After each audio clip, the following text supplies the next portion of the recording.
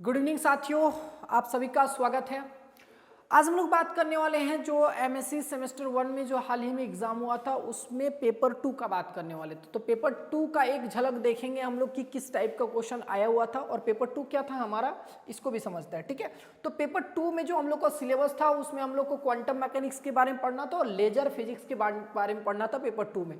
अगर बात करें टोटल पेपर होता है, जो टोटल पेपर होता है 17 मार्क्स का होता है। क्वेश्चन कैसे आता है तो वो भी हम लोग समझ सकते हैं। जो 3 पोर्शन में आएगा, मतलब ए बी सी करके आता है, ग्रुप ए, ग्रुप बी और ग्रुप सी।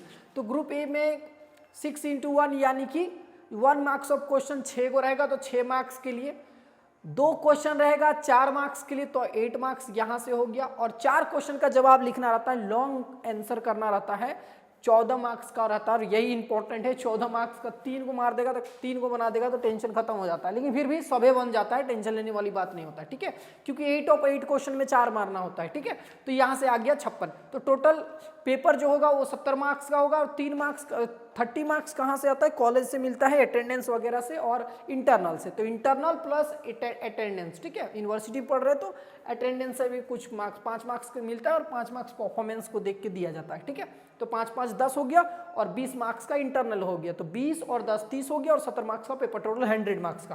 क्या बातें समझ में आ गया? अब थोड़ा पेपर का एक झलक देख लेते हैं कि क्वेश्चन कैसे कैसे आया हुआ था। कौन सा दिमाग में सेट हो गया? क्वांटम मैकेनिक्स और लेजर फिजिक्स से सवाल था। ठीक है, चलो पेपर 2 में तो हमारा यही तो सिलेबस था ना।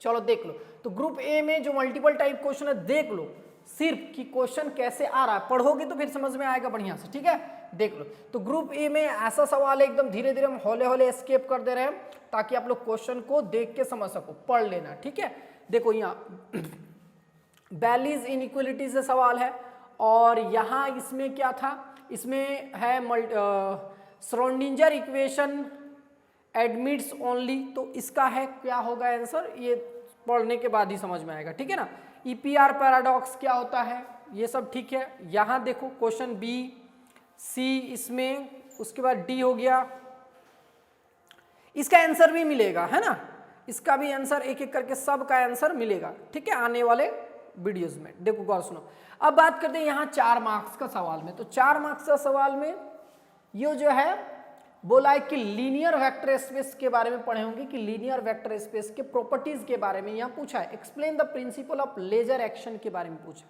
ठीक है, तो लेजर एक्शन के बारे में पढ़े होंगे आप लोग लेजर फिजिक्स में। चलो, तो यहाँ से देख लो कि 4 मार्क्स का सवाल यहाँ पे कैसे दिया हुआ है। ठीक है, तो इस तरह करके और प्रीवियस ईयर सवाल इकट्ठा करके सारा क्वेश्चन को कलेक्ट कर लो और बढ़िया से सारा पढ़ लेना, तो बेहतरीन तैयारी हो जाएगा, आराम से सारा का सारा क्वेश्चन अटेंड कर सकोगे एग्जाम में। ठीक है, अब देखो यहाँ जो बी वाला पार्ट है, तो बी वाला पार्ट में क्या बोला, answer any 4 out of the flowing, जो ग्रुप बी है हमारा। ठीक है, देखो गौर से सुनना मत, एक तो हो गया मल्टीपल टाइप क्वेश्चन जो उसमें था, उसके बाद जो सेकंड वाला में जो था उसमें 4 क्वेश्चन, मतलब 2 क्वेश्चन 4 मार्क्स के लिए। ठीक है, और ये वाला जो पार्ट है जिसमें यहाँ ग्रुप बी करके दिया हुआ है, मतलब तीसरा वाला जो भाग है, तो इसमें देखो टोटल नंबर ऑफ क्वेश्चन अगर बात करें तो 1 2 3 4 5 6 7 और एक 8, तो 8 क्वेश्चन है। 8 में से कितना जवाब लिखना है, 4 क्वेश्चन का जवाब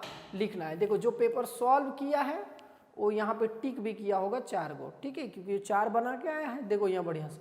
तो बोला give the matrix theory of linear harmonic oscillator. ठीक है, तो matrix theory of linear harmonic oscillator क्या होता है जानते हैं, तो आराम से 14 मार्क्स का लिख सकते हैं। ठीक है, describe the principle and working of semiconductor diode laser. ठीक है, सेमीकंडक्टर डायोड लेजर के बारे में पढ़े होंगे। ठीक है, अब discuss the variation method and apply it to find the first excited state of harmonic oscillator. तो हार्मोनिक ऑक्सीलेटर में फर्स्ट एक्साइटेड स्टेट क्या होता है इसके बारे में। Calculate the Clebsch Gordan coefficient के बारे में, JI1 और J2 हाफ क्या होता है इसके बारे में।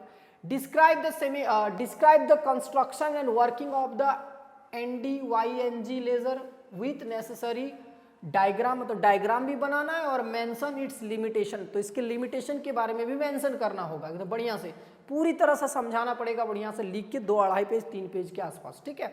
तो give the theory of mode locking, तो मोड लॉकिंग क्या होता है, लेजर फिजिक्स में पढ़े होंगे, मोड लॉकिंग, क्यू स्विचिंग, तो ये सब चीज बढ़िया से है ना in laser. Explain how this is used in production of short pulse, तो ये शॉर्ट पल्स कैसे प्रोड्यूस करता है इसके बारे में भी एक्सप्लेन करना होगा, ठीक है। 8 नंबर का सवाल देख दो, describe the Schrodinger and Heisenberg and interaction representation in matrix formulation, तो फॉर मैट्रिक्स फॉर्मुलेशन में किसका, श्रोडिंगर एक्सप्लेन के बारे में, श्रोडिंगर के बारे में डिस्क्राइब करना है, और हाइजेनबर्ग है ना इंटरेक्शन रिप्रेजेंटेशन के बारे में। अब देखो जो लास्ट वाला रहता है 9 नंबर वाला, उनसे नोट्स लिखना नोट्स बनाना होता है, तो नोट्स इसमें कितना दिया, 1 2 3 4 दिया, तो 4 में से 2 लिखना है। देखो short notes any questions answer any 2, तो कोई भी 2 देख रहा कितना मार्क्स का है, 7 मार्क्स का है, बहुत सिंपल चीज होता है, ठीक है। EPR paradox, postulate of quantum mechanics, 3 level laser system, तो 3 लेवल लेजर सिस्टम क्या होता है, लास्ट में वेरी इंपॉर्टेंट पुली स्पिन मैट्रिसेस, ठीक है। तो ये सब चीज क्लास में एक एक करके करवाया जाएगा, सब चीज लंबा लंबा है, थोड़ा टाइम लगेगा, ठीक है। मिलते हैं नेक्स्ट वीडियो में।